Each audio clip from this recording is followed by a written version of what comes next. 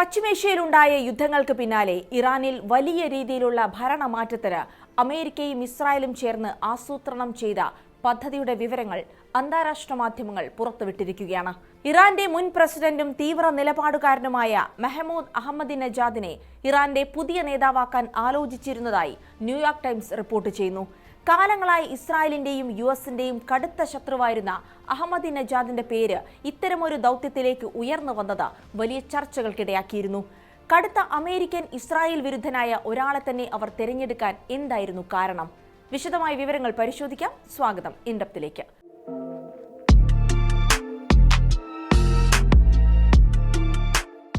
2005 മുതൽ 2013 വരെ ഇറാന്റെ പ്രസിഡന്റായിരുന്ന നേതാവാണ് മെഹ്മൂദ് അഹമ്മദിനെജാദ്.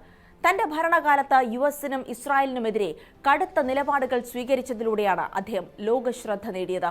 ഇസ്രായേലിനെ ഭൂപടത്തിൽ നിന്ന് തുടച്ചു നീക്കണമെന്ന് പരസ്യമായി ആഹ്വാനം ചെയ്ത അദ്ദേഹം രണ്ടാം ലോക മഹായുദ്ധകാലത്തെ ഹോളോകാസ്റ്റ് വെറുമൊരു കെട്ടുകഥയാണെന്ന് വരെ വാദിച്ചിരുന്നു.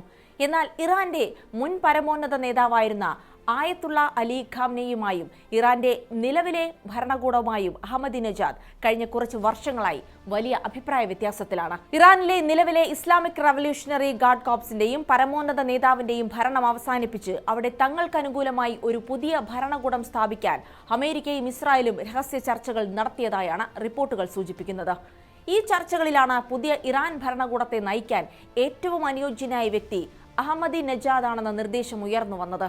യുദ്ധാനന്തര ഇറാനിൽ ജനങ്ങൾക്കിടയിൽ വലിയ സ്വാധീനമുള്ള എന്നാൽ നിലവിലെ ഭരണകൂടവുമായി അകന്നു നിൽക്കുന്ന ഒരു നേതാവിനെ പ്രതിഷ്ഠിക്കുക വഴി ഇറാനിലെ ആഭ്യന്തര കലാപങ്ങൾ ഒഴിവാക്കാനും തങ്ങളുടെ താൽപര്യങ്ങൾ സംരക്ഷിക്കാനും സാധിക്കുമെന്ന് അവർ കണക്കുകൂട്ടിയിരുന്നു. ഇസ്രായേൽ വിരുദ്ധ പ്രതിച്ഛായയുള്ള ഒരാളെ അമേരിക്കയും ഇസ്രായേലും പിന്തുണയ്ക്കാൻ ഉദ്ദേശിച്ചതിന് പിന്നിൽ ചില വ്യക്തമായ രാഷ്ട്രീയ കാരണങ്ങളുണ്ട്. ഇറാനിലെ സാധാരണ ജനങ്ങൾക്കിടയിലും താഴെത്തട്ടിലുള്ള ജനവിഭാഗങ്ങൾക്കിടയിലും അഹമ്മദിനെജാദിന് ഇപ്പോഴും വലിയ ജനപ്രീതിയുണ്ട്. പുറത്തുനിന്നുള്ള ഒരാളെ ഇറാൻ ജനത പെട്ടെന്ന് അംഗീകരിക്കില്ലെന്ന് യുഎസിനും ഇസ്രായേലിനും അറിയാം. ആയത്തുള്ള ഖമേനിയുടെ ഭരണത്തിനെതിരെ നജാദ് നിരന്തരം ശബ്ദമുയർത്താറുണ്ട്.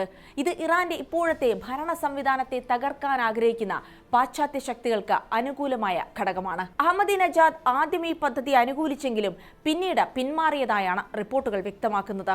ഇതോടെ അമേരിക്കയുടെയും ഇസ്രായേലിന്റെയും ഈ നീക്കം പൂർണ്ണമായി പരാജയപ്പെട്ടു എന്നാണ് കരുതപ്പെടുന്നത്. അമേരിക്കയും ഇറാനും തമ്മിലുള്ള ചർച്ചകൾ ഒരു പുരോഗതിയുമില്ലാതെ മുന്നോട്ട് പോകുന്നതിനിടെയാണ് ഈ രഹസ്യ പദ്ധതിയുടെ റിപ്പോർട്ടുകൾ പുറത്തുവരുന്നത്. വെനസ്വേലയിൽ പയറ്റിയ അതേ തന്ത്രമാണ് ഇറാനിലും ഉപയോഗിക്കാൻ നോക്കിയത്. രാജ്യത്തിനകത്തുള്ള ഒരു പ്രമുഖ നേതാവിനെ മുൻനിർത്തി ഭരണം അട്ടിമറിക്കുക എന്നതായിരുന്നു ലക്ഷ്യം. വെനസ്വേലൻ പ്രസിഡന്റായിരുന്ന നിക്കോളാസ് മദൂറോയെ യുഎസ് സൈന്യം പിടികൂടിയതിനു ശേഷം അവിടുത്തെ വൈസ് പ്രസിഡന്റായിരുന്ന ഡെൽസി റോഡ്രിഗസിനെ താൽക്കാലിക പ്രസിഡന്റാക്കിയിരുന്നു.